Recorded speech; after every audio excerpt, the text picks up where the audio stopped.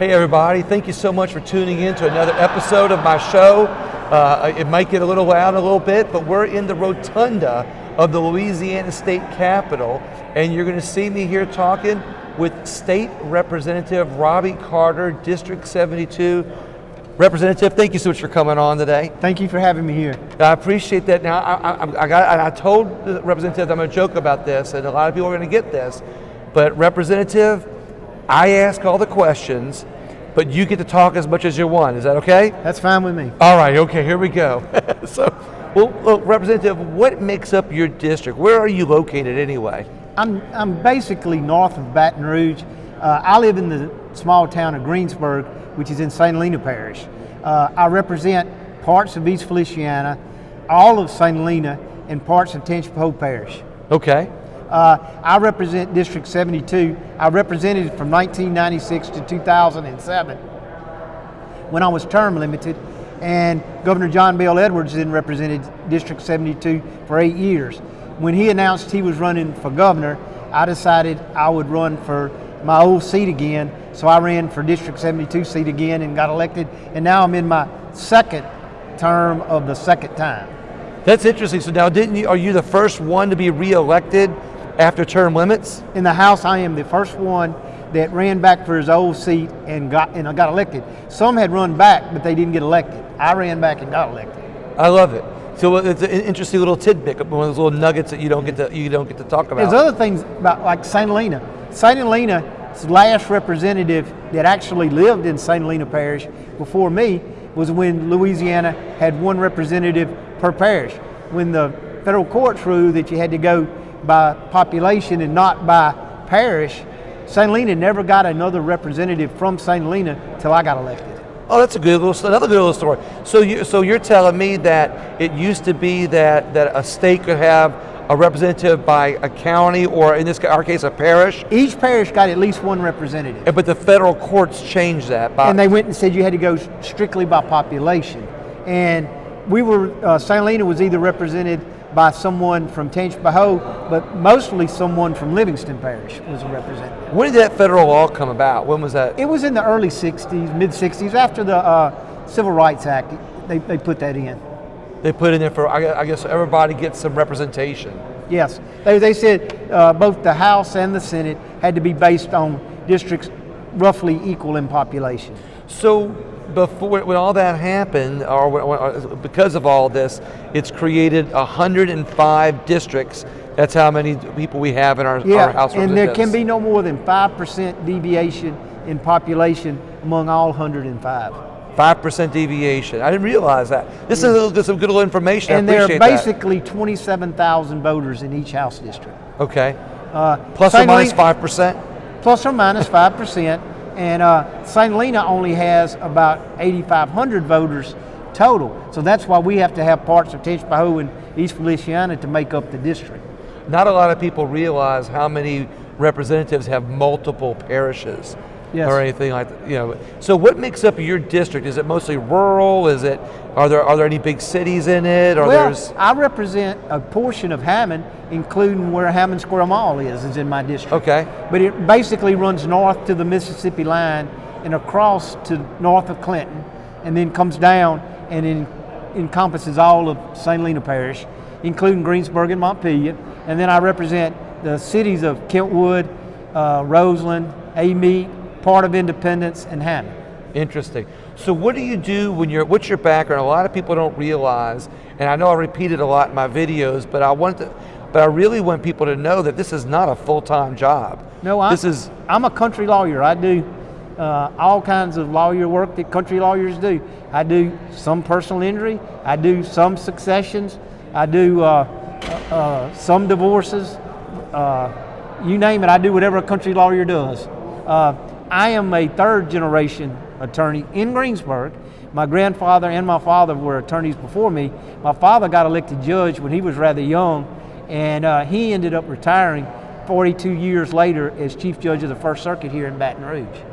And my grandpa on the other side was sheriff of St. Helena Parish for 36 years. My mother's daddy was.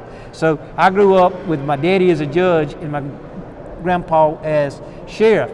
My daddy's daddy, who was also... So one arrests him, one convicts him? But my daddy's father actually served on the 1921 Constitutional Convention for St. Helena Parish 100 years ago this year. That's an interesting story because and his name, I'm named after him. His name was Robert Carter too. He was 33 years old and got elected to the Constitutional Convention. The vote was very small. It was like he got elected 440 to 93. But you got to remember, in 1921, only white males voted. I didn't think about this. And when he first ran in 1921, that's why the vote total was very low. Women hadn't gotten the right to vote yet, and because of the Jim Crow laws, there were not many minority voters either. So it was a different deal. Now we've got, St. Helena's got basically not a whole lot more population than it had in 1921. We just got a whole lot more people vote. I love this story. This is some good stuff that I love my listeners to, I like to talk about legislation and people and politics, what's happening in this session, but oftentimes I get some really good stories like this that I like for people to hear. Anything else you want to add to all this? Well, one thing I'd like to say is I don't know of another political family. My father was the dean of the judges because he had 42 years as a judge. My grandpa was dean of the sheriffs because he had 36 years as sheriff, and I'm dean of the house because I got the most years in the house. So I don't know any other family that has 3 deans in it, and I'm proud of that my family's been so involved. But you have 3 other things. You have 3 other things too, though. What? Yeah. Also, a couple years ago, I had some kidney problems, and I may be the luckiest man on earth because my wife was actually a match, and my wife donated a kidney to me 3 years ago. And and yet now you have 3 kidneys. They left the old 2 in, so I have 3 kidneys. So you have 3 kidneys, 3 deans in your family.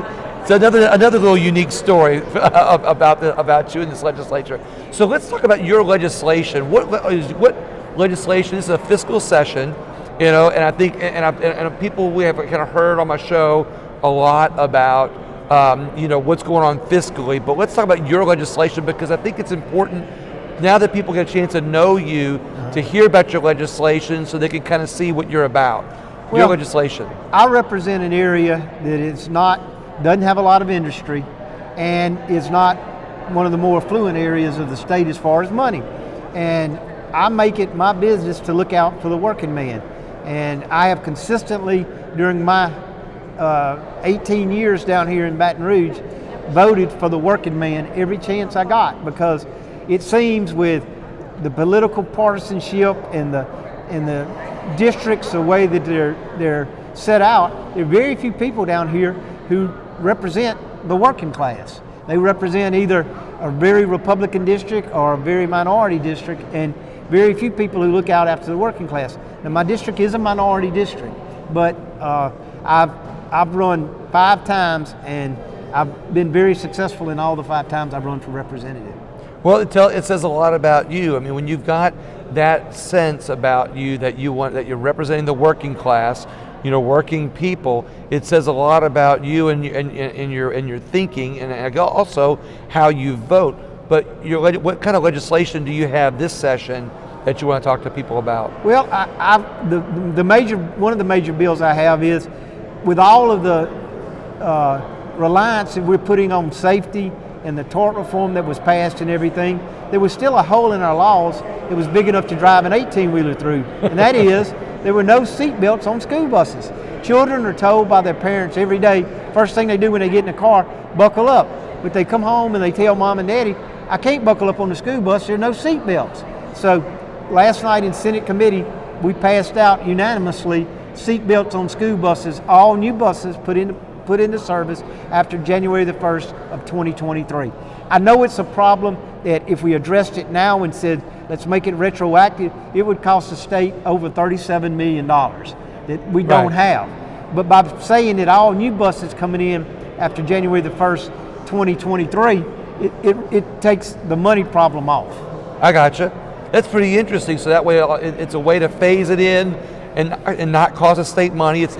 I guess it's some smart legislation. Well, let me tell you, in 2006, the legislature passed a law requiring school buses to have seat belts subject to appropriation. Well, we've gone 15, 16 years now, and there's never been an appropriation to do it. And I said, I will file this bill, but I will not settle for status quo. I will not let it just keep riding along and not putting seatbelts on buses. So what I'm trying to do is phase it in, and let's do it. But let's do it. Let's just don't say do it. Let's actually phase it in without costing the state money. That's right. I like that's a good idea. What other legislation do you have that you think is important? I have some procedural legislation. To the lawyers who are listening, which I know that's not a big part of the population, we've had a law in our books since we were formed that provided for preliminary defaults, and they actually did nothing. They actually did nothing in the law except you had to file them before you could confirm your default.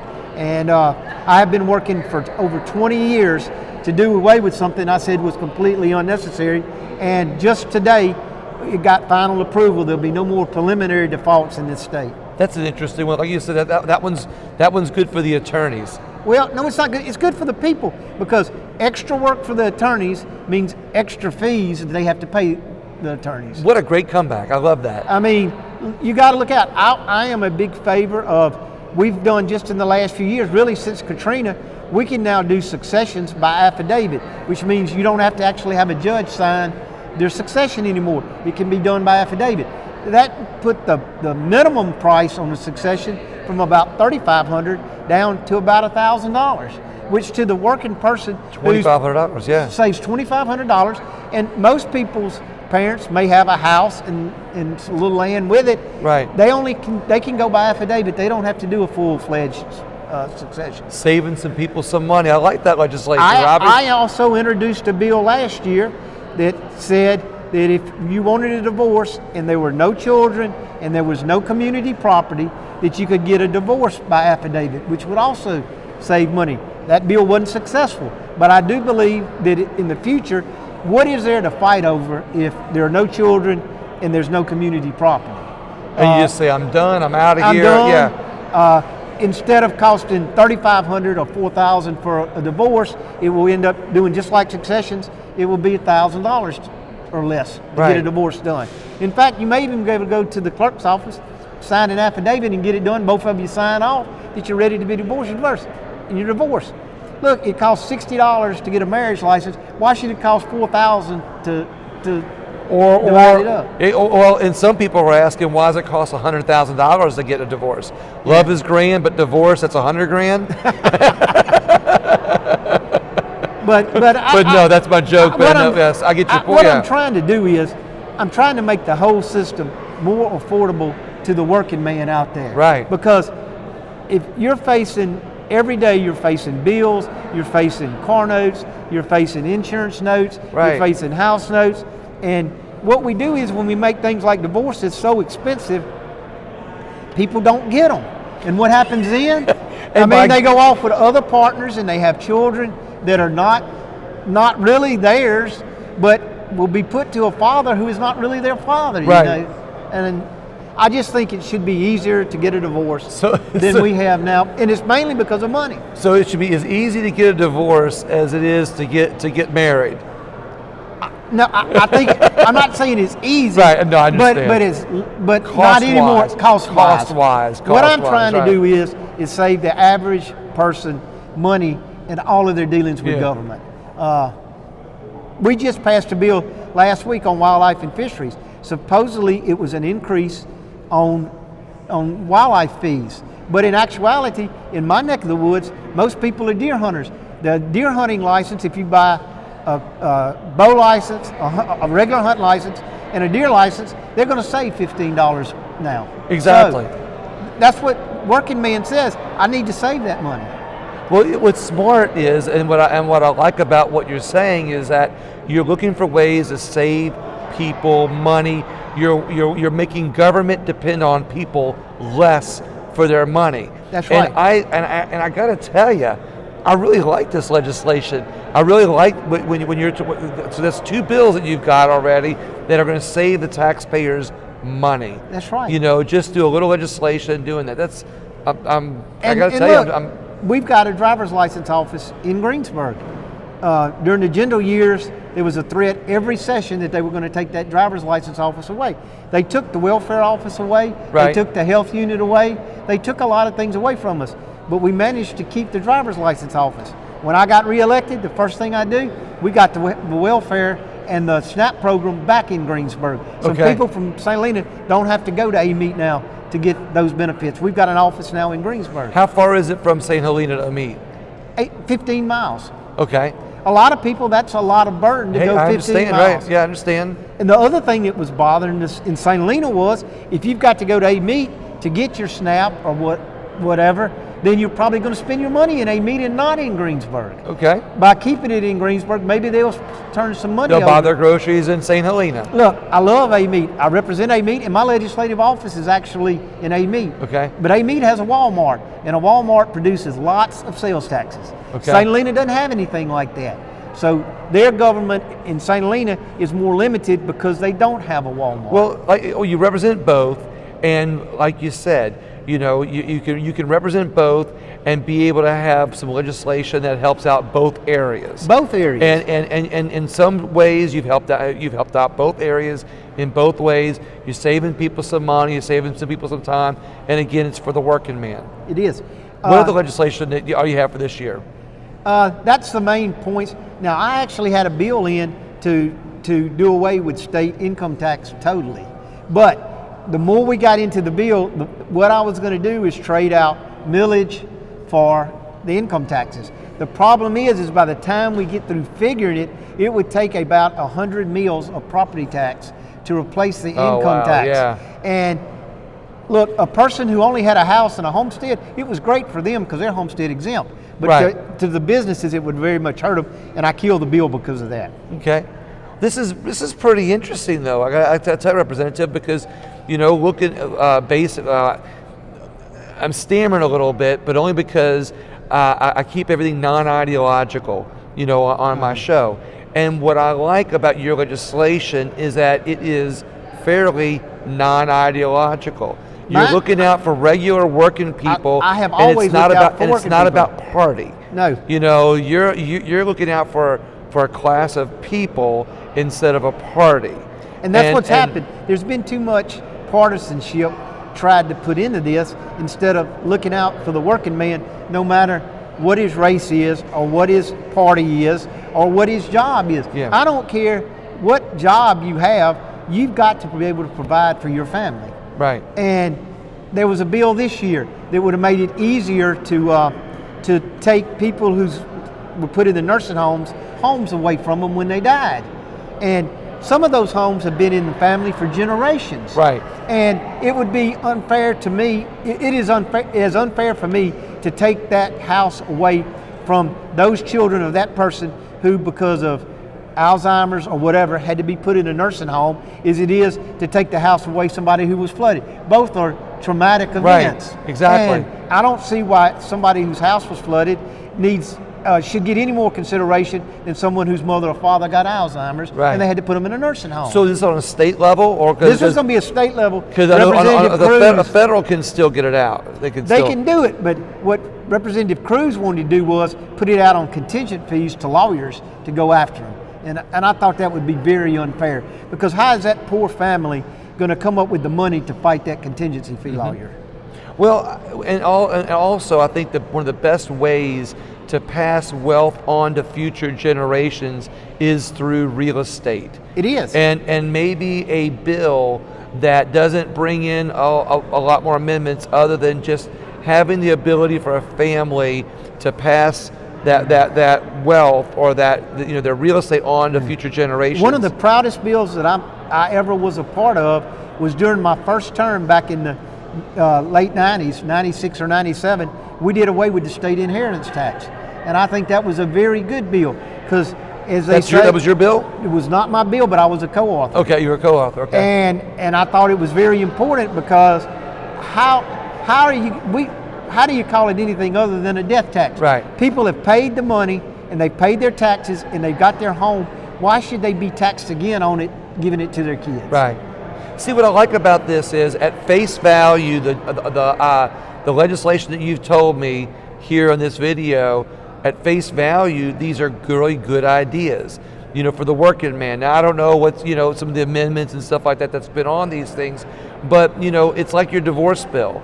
Yeah. For someone who has money and they've got, and going back to that joke, love is $100,000, or divorce is $100,000.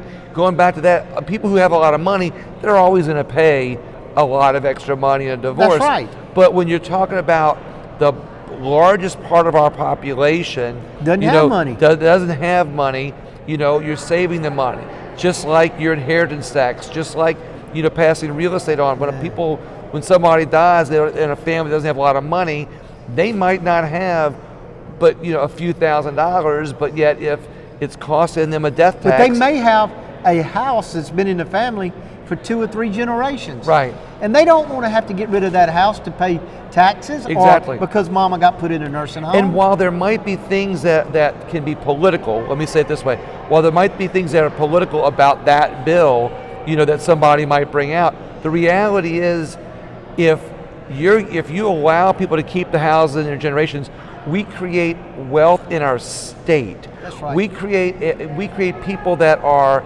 less dependent on government. We create people that pass that wealth on to future generations. That one house might mean that they don't have to go into a government program. Well, and let me tell you, that can be smart. I argued a bill on the floor this year, and I said, if you take a person's house away from him, if you take a man or a woman's house away from him, you're taking a certain amount of respect away from them. Right. Somebody can be respected for owning their own home. And if you take that away from a reason because mama got put in the nursing home, or for any reason whatsoever, one of the bills that I fought was the Bankers Association wanted to cut the time period down from 30 days to 14 days to take someone's house. And I said, that we should be lengthening that period to take someone's house, not shortening that period. Because if you take a person's house away, especially if you take a father's house away, and you put him in a situation where he's got to put up his children and his wife in a hotel or something because they look at, you're taking a lot of self-respect away from that person. And I don't like that. And some people get paid monthly. That's right. So if you're shortening it from a month to 14 days, they might have just missing a pay period. That's right. In there. That's some like I said, as much as I wish we had more people that looked after the working man. Because let me tell you, this country was built on people working. Right. The farmers, the construction workers, this country was built on work. Right. And we need to help them as much as we can. I see these ITEP programs that are supplementing jobs at some of these corporations. It's $60,000 and $70,000 a year. And I'm thinking, some people back home are working full time, 40-hour weeks, and they're not bringing home but $18,000 a year. Yeah. And here we are supplementing jobs for $70,000 a year. Wow. It just doesn't seem fair to that guy who's out there trying to make it. Well, I don't know anything about that program, but I'll have to keep my eye out. That's for the Industrial Tax Exemption Program. Okay. ITEP. Okay. I'll have to look at that one some more then. But let's just be fair to everybody. That's what I want to do. I want to give everybody a leg up. The proudest accomplishment I've had as a representative since I got elected in '96 was I got, under Governor Blanco, an agreement to construct a new technical college in Greensburg. And do you know that at that technical college in Greensburg, we're turning out linemen who are making $80,000 a year, electric linemen. Wow. $80,000 a year. $80,000 a year the minute they graduate. That's amazing. We're turning out LPNs making $45,000 a year. There is no shortage of jobs for these people. Right. What we need to do is make sure that everybody is productive. Right. You don't all have to have college degrees. You don't all have to be lawyers and doctors. Right, exactly. What we want is everybody to be productive, whatever your job is. So if these technical colleges can teach people to do jobs, look, a welder, an electrician, these people are making $30, $40, $50 an hour. Oh, look, that's an idea that I like. I got to tell you, I've always felt that we need to do something as a state to improve our community colleges, our trade schools, and we got to do it in a way that helps them the same way we're helping kids go to regular college. That's right. And we got to promote it in the same way. And we got to treat them with the same respect. Exactly. Because we don't want to treat college graduates with more respect than a technical school graduate. Because Yeah. my idea is, if you're out there and you're hustling to provide for your family and you're providing a roof over their heads, you earn as much respect as anybody else. I don't care what Oh, absolutely. education is. And I didn't bring this up earlier, but I'm also very proud of my mother. My mother taught at the vocational school for 30 years, and now she's been on the community college board for about 24 years herself. So my mother has taken a strong role in advocating for the community college and technical systems. That's great. And I'm very proud of my mother for having done that, because she's been a woman, sometimes the only woman on that board. And Okay. she's done a great job of looking out to make sure that people who attend technical schools get every benefit and every bit of respect that they deserve. Because look, as long as a person is trying to improve himself Right. or herself, Right. that's all we can ask Look, of them. I know plumbers, electricians, Welders. and welders that have $1 million homes. That's right. And you know, that's because they took that opportunity, they got a sense of pride, and they were able and they were able to to run with it. That's right. And I think that as a state we need to be even more promoted even more, because when we increase our workload, our trained and skilled laborers, That's right. as you like to say, the working man, when we increase trained working people in our state, we're going to bring more business and industry into our state. Yeah. And when we have more business and industry, our state does better, more jobs. And it's not only just the state. My next door neighbor in Greensburg is a pipeliner. He will go off 3 months out of the year to work pipelines all over the country. Right. But you know what? He can make enough in 3 months to live good the rest of the year. If we can train people to do things like that, then we're helping our people. Work you 3 know? months, travel 9 months. Travel none. I mean, it's a win-win for everybody. All I think we need to work on is make everybody as productive as possible, no matter what your job is. And if we can do that, then we've done a lot toward meeting the goals that we should set for ourselves. And I got to say this: this is a parallel to ideology, but when you look at at where you come from and why you think the way that you think, and you look at and you put ideology aside, and you just look at the raw version of what you're trying to do, lower fees that the government's taking, considering the working man. You know, you're basically provide for them some technical training. Provide some technical training. You're actually very, very parallel and in the same arena, if I could say it this way, as somebody who thinks more conservatively or maybe more, on the other side of the fence. And what you're doing is you found something that people can agree on. You found something that's common ground. You found something that's more solution-based and not ideological-based, that can help more people. And that's kind of what I hear at face value based on the things that you've told me in this interview. I just believe everybody, I think, has some God-given talent. We have to find out what it is. It may be a plumber, it may be an electrician, but everybody has some kind of talent. And we need to provide to find out what it is first, and then we need to make sure that we develop them as best we can so that they can be proud of what they do and be proud to tell their children what they do, and hopefully import in their children a sense that working is the way to get ahead in this life. A strong work ethic is one of the best things.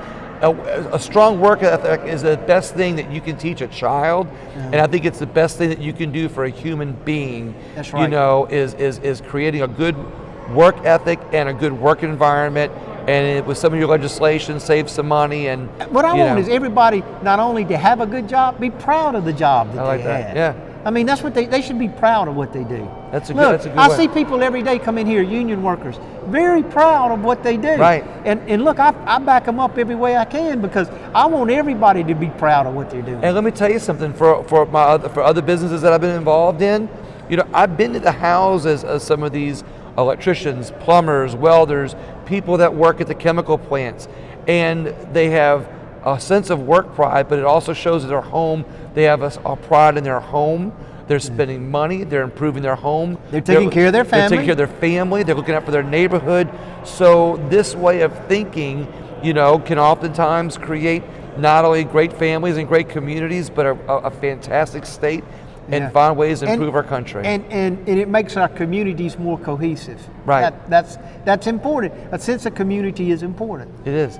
Well, Representative, I've asked you a whole bunch of questions, and I told you couldn't ask me questions, but do you have any questions for me? No, I just... Put that on the record, he doesn't have any questions. I don't have any questions, but I would like to say this is a great state we live in. There's no doubt about it, Louisiana is a great state. Now, some people may look down upon us. Some people may say we don't rank as high as we should rank. But I know the people of this state, and this people of this state are as hardworking as any place that I've ever been in my life. All they want is an opportunity, and I'm going to do everything as representative to make sure they get the opportunity they deserve. I love that. Representative Carter, thank you so much for coming on my show today. Thank you. I really appreciate it. And everybody else, please, as you always say, share the video, share the interview, and keep an eye out for future things that Representative Robby Carter is doing, because it sounds like he really has the working people in mind. Thank you so much and have a great day. Hang on, y'all, just a second.